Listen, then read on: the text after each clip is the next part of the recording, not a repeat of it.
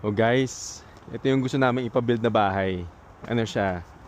Built by Trico Homes, ganitong style, ganitong elevation. Ang pangalan sa elevation na yan is farmhouse.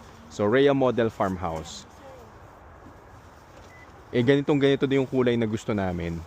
Tapos yung elevation and then yung layout kasi malaki yung layout ng Rhea na model. So samahan nyo kami guys. So if you're looking for a property in Homestead, ito pala sa Homestead to guys. Kasi plano namin sa Bridgeport, dun sa may Chestermere. Dito, ito Calgary. So if you're looking for a lane home, 1,800 square feet, 1,884 square feet to be exact, look for Ali, guys. Trico Homes. Ganda nito. Ito gusto ko din concrete. Yes. Yes, it is. Tapos, but yung showhome natin, yung showhome namin may ano dito, may porch. Or careful, careful. Bukas na hindi.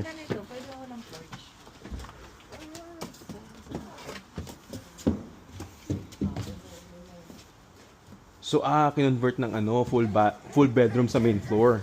Kaya walang porch. At least maluwang ang Hindi eh. space, di ba? Kasi i-convert mo lang naman yung office eh.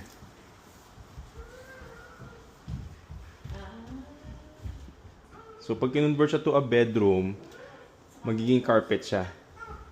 Tingnan mo muna si baby dito.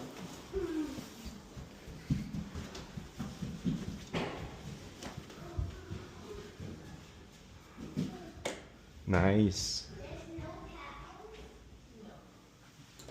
Ito yung closet. Maluwag din, no? Pag ginawang bedroom. Eh di same lang din yan pag yung flex room. Nilagdagan lang ng closet, di ba? Kaya nga, same lang din. 10 by 10. Gusto mo ipa-carpet?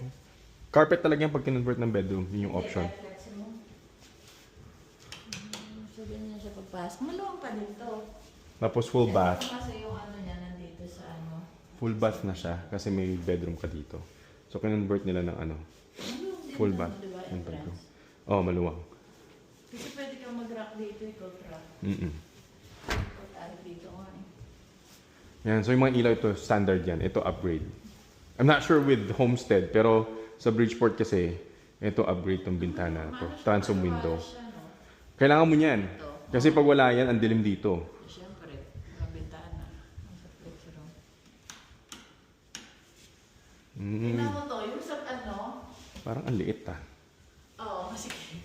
Parang ang liit. Ito, Parang, maganda ng ganda